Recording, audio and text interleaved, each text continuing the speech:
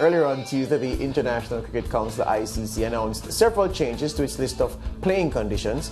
The changes came out of recommendations from the ICC Men's Cricket Committee, chaired by former India captain Sourav Ganguly, or Roger Harper was a part of that. These are the changes which are set to take effect from October 1. Batters returning when caught. When a batter is out caught, the new batter will come in at the end the striker was, regardless of whether the batter is crossed prior to the catch being taken. Use of saliva to polish the ball. There's a permanent ban on the use of saliva to polish the ball. This prohibition has been in place for over 2 years in international cricket as a COVID-related temporary measure, but now has permanent effect. Incoming batter ready to face the ball. An incoming batter will now be required to be ready to take strike within 2 minutes in tests and ODIs, while the current threshold of 90 seconds in T20s remains unchanged. Strikers' right to play the ball. This is restricted so as to require some part of their bat or person to remain within the pitch. Should they venture beyond that, the umpire will call and signal dead ball. Any ball which would force the batter to leave the pitch will also be called a no ball. Unfair movement by the fielding side. Any unfair and deliberate movement while the bowler is running into bowl could now result in the umpire awarding 5 penalty runs to the batting side, in addition to a call of dead ball. Running out the non-striker. The playing conditions follow the laws in moving this method of effecting a run out from the unfair play section to the runout section. Bowler throwing towards striker's head before delivery. Previously, a bowler who saw the batter advancing down the wicket before entering their delivery stride could throw the ball to attempt to run out the striker. This practice will now be called dead ball. Other major decisions: the in-match penalty introduced in T20s, whereby the failure of a fielding team to bowl their overs by the scheduled cessation time leads to an additional fielder having to be brought inside the fielding circle for the remaining overs of the innings, will now also be adopted in ODI matches after the completion of the Men's Cricket World Cup Super League in 2023. So a lot to run through there, the playing conditions and the changes, tweaks, some of the changes. Maybe you could say they're radical, maybe not. Fazeer Mohammed is here with us to discuss the changes and the impact they'll have on the game. Good afternoon, Fazeer.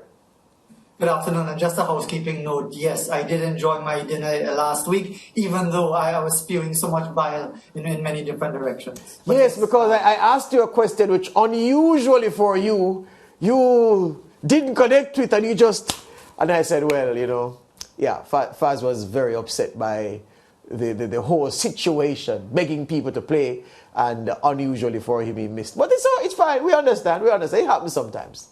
All right? It's not the first time. God, trust me, it's not the first time. It won't be the last. All right, my friend. All right. So are you good now?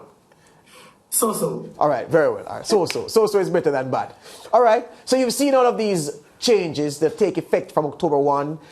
Just an overall comment on the impact you think they are going to have on the game, and then we can look at some of the specifics. I think it's intention of all of this is really to speed up the game. Because, as I'm sure you're all aware, global television dominates the revenue of the sport. And therefore, you don't want to have a situation where you're supposed to bowl 50 overs in 3.5 hours. You're taking 4 hours, almost 4 hours 15. It runs over by 45 minutes, runs over by another hour, and creates a knock-on challenge for broadcasters. You don't want a situation where you're trying to work out, did the batsman cross, did they not cross, what happened with this and that and the other. And there are a couple of other issues that you would have highlighted that may have just tried to remove an element of doubt in certain issues. But I think the bottom line is to really ensure that the game is a much more compact, that there's no time wasted waiting on some decision and waiting on this camera angle and all that sort of thing, because it's about trying to ensure, certainly in the limited over variety, that it fits into the time slot so it can be far more attractive to the broadcasters. Excellent, because that's what I thought when I saw it as well. I thought that this is making cricket, especially the shorter varieties, made for TV in a way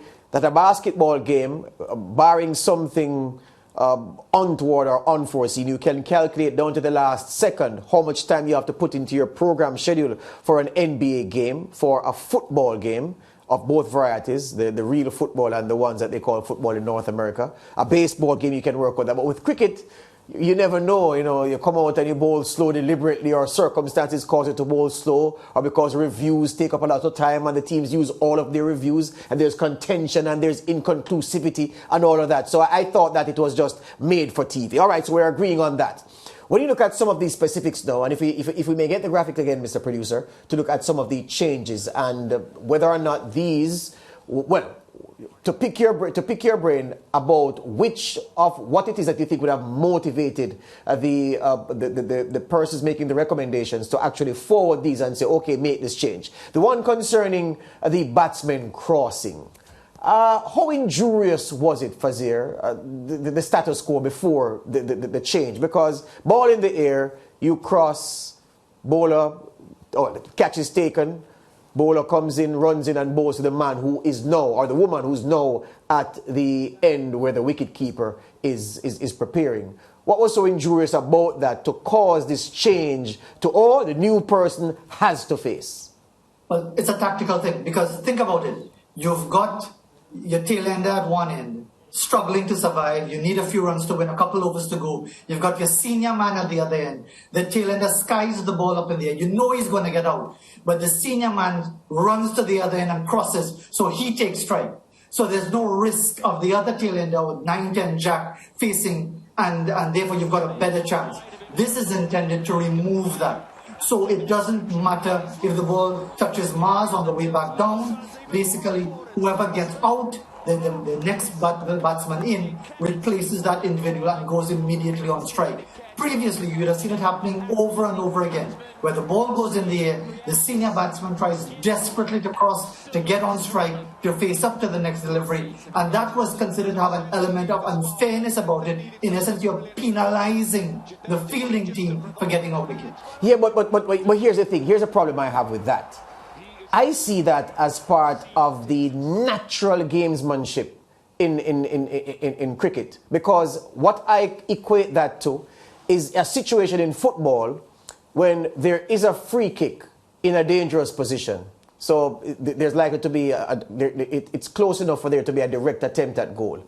And the team conceding the free kick, we're all taught to do this as boys, girls are taught as well, to do that part of gamesmanship. If you concede a free kick in a dangerous sector of the field, you pick the ball up, you either hold on to it and pick some petty argument with the referee or ask for some bland explanation while your wall sets itself, or you do the other thing that they teach you to do, the smart coaches teach you to do. You toss the ball in the air. You don't toss it away far enough so that the referee would have cause to book you for dissent or for trying to delay game, blatant delay of game tactics. But you toss the ball high and you give the goalkeeper time to organize the wall, and you negate a quick free kick being taken. That is a facility, Fazeer, that is available to both teams on the park, because every team has done it in football. Every national team, every club team, every player has been a part of some situation where that has happened. I see this crossing as some of that, because it's not as if, so majority of catches taken in cricket spend a long time in the air the ball so that there's time for cross. Most of the chances are sharp chances, so there's no time to cross. So I don't see an advantage accruing to one team by virtue of the crossing. So I didn't think it was necessary to call that from the game. What say you? Well, I will contest that, because I think if you throw the ball away to prevent the team from getting a free kick and catch you off guard, you should get a yellow card. But hold on, Fazeer, just to be sure that you're clear on what I said. Remember I said there are two ways to throw the ball. If you toss the ball, throw it down, you are almost inviting the referee to caution you for blatant delay of game tactics. But we are taught to throw the ball high, so you toss the ball up. That's also robbing 2 seconds, 2.5 seconds, which is vital time to set your wall. Yeah, so I'm saying there are ways to do it, and you're taught that. I hear you, but all of that works if you fell out of an Aki tree yesterday. But the point is that really, you talk about gamesmanship, and that leads into one of the other elements of the rule changes, which is actually a reversal. The running out of a batsman backing up too far has been condemned for about 70 years as unsportsmanlike. I didn't even know that it was under the rubric of unfair play, because it's perfectly legitimate. Man card, yeah. But it's been so stigmatized that now it's been, but you're still going to hear people say, I don't play the game that way. This is a gentleman's game and all of that sort of thing. But to answer your specific question as to gamesmanship, I think it's a key thing that is being done because, again, if you get a wicket, once more, and maybe sometimes the batsman will tell the tail ender, if you're going to play a big shot, hit it as high as possible so I could get to the other end. No, you can't do that. So whenever it kicks in October the 1st. So I take your point, but there's always that fine line, George, and that fine line could take you to the point of what we now call drawing the foul. Drawing the foul is cheating. It's just that we don't say it like that because you stick your foot out just so you're touched by the player coming onto you. You practice it like a fine art. It's cheating. But again, because you don't want to spoil the spectacle for the viewer, you describe it as drawing the foul or gamesmanship or game awareness. And I think it's always a fine line, but 6 of one, half a dozen of the other, I suppose. Yeah, Faz, you touched on it just now, that Mankading situation with the non-striker trying to gain an unfair advantage. I from my ranking or my analysis, this has taken far too long to happen, though. It has, and the mere fact that you refer to it as Mankading reveals the discrimination about it. Yes. I don't know how many people are aware of the circumstances. Vino Mankad, the Indian all-rounder, ran out the Australian batsman. I'm trying to remember his name. It skips me at the moment. But anyway, it was 1947-48, India touring Australia. That's right. And the individual in question was warned before he was run out. And also, not just that, George, Lance, in the match the week earlier when India played New South Wales, the guy is Bill Brown, by the way, the same thing happened, where Mankad warned him about venturing out of his crease, and he did it again, and he ran him out a second time. And the Australian captain, Don Bradman, when this was brought to his attention, said, I don't know what all the fuss is about. But it again brings forth the element of discrimination, where it's called Mankading, because it's an Indian who did it to an Australian, and it has had that tag tied onto it to the point where even the 2019 World Cup, you heard Joe Root, the captain, saying of England, we don't play cricket that way. We hope that it's not done because Ravi Ashwin had run out someone, I think it was Joss Butler, in the IPL just a few weeks earlier, and they were talking about they're so fearful that the Indians will do this, that, and the other. It's all about the discrimination that is inherent to the game. But time doesn't allow us to go into even more detail. But I would just like to see them understand that it is the batsman erring, not the bowler, when someone like that is run out. Yeah, but the fact is that the non-striker is trying to gain an unfair advantage. And now that you mentioned Joe Root and some others with Ravi Ashwin and so on, we remember that Kemo Paul had come under a lot of pressure too in the 2016 Under-19 World Cup when the West Indies won for getting out a Zimbabwean batsman, I think it was, and the views had been so intense either way. Because, people spoke about the spirit of the game. It's not in the spirit of the game, but the retort was pretty sharp that the batsman was trying to gain an unfair advantage. He was actually trying to cheat, and Kemo Paul stopped him from cheating. Absolutely. And the thing is, and that is the narrative, Lance, that we have to push against. There are very few of us to push against it, because the constant narrative is that those who play the game that way are somehow deficient in their morality. They are somehow lesser beings, and they don't understand the subtleties and the nuances of the gentleman's game, as if we're all a bunch of idiots. The term gentleman's game has nothing to do with playing fair. The term gentleman's game has to do with, this is a game for the elites of the Victorian era, the late 1800s to early 1900s. This is the game for the gentlemen, the upper classes, the university educated, and we make the rules as we see fit. Hence, that particular rule is seen as a batsman's rule. You don't hear people talking about, he just did a chapel, referencing the fact that Greg Chappell, the revered Australian captain, asked his brother Trevor Chappell to roll the ball along the ground in the final one day of a final against New Zealand so it couldn't be hit for six. Yes. You don't hear people saying, he just did a Jardine.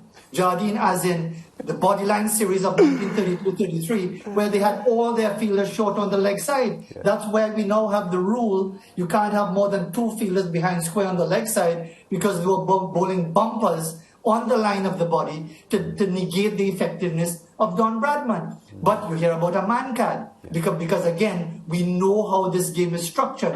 It is run by the English, the Australians, with the Indians now as the money makers. But essentially, it's a colonial narrative that we continue to abide by.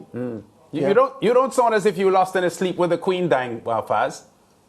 No, I didn't. I mean, nice lady and all of that sort of thing. But the fact of the matter is that I would want to know which part in the UK they would feel comfortable with someone ruling over them by virtue of nothing other than their birth certificate.